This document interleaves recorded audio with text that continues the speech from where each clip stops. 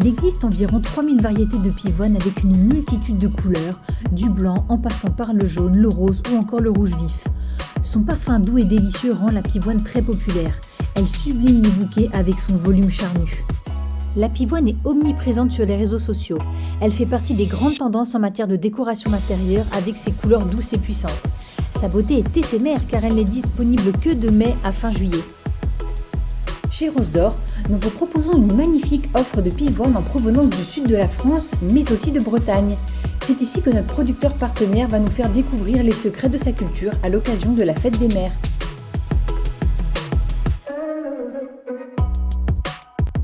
Alors les grandes étapes, c'est d'abord le printemps, le désherbage, et puis après l'éboutonnage qui prend quand même un certain temps, c'est-à-dire d'enlever tous les auxiliaires, et après c'est la cueillette et le conditionnement.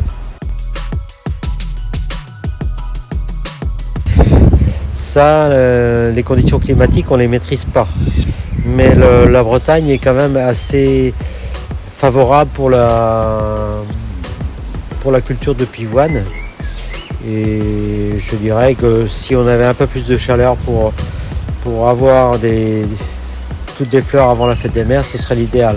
Mais le climat est assez favorable avec assez d'eau et surtout pas des températures très élevées au moment de la cueillette.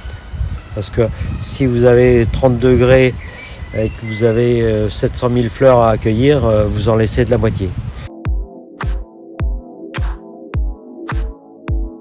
Par information, je regarde les tendances du marché de hier, surtout.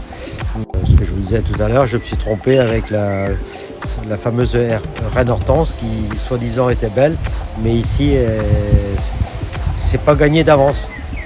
D'accord. Donc il faut un peu de recul avant de planter en grosse quantité. C'est-à-dire comme je vous disais tout à l'heure,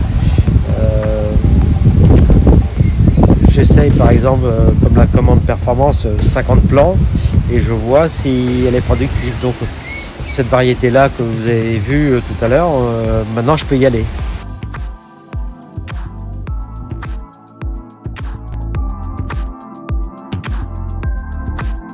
Alors, le temps, c'est la météo qui décide. Si on a un temps pas très chaud, donc ça va durer plus longtemps, bon, ça dure 3 semaines, un mois, mais ça peut être concentré sur 15 jours.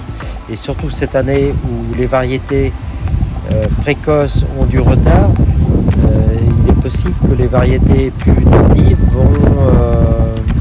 vont rattraper, bon, ils ne vont pas rattraper complètement, mais ils vont rattraper un petit peu. Et donc on risque d'avoir un travail assez important à un moment donné, quoi.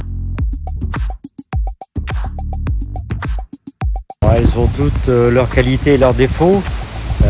Bon, les variétés, bon, c'est le rose.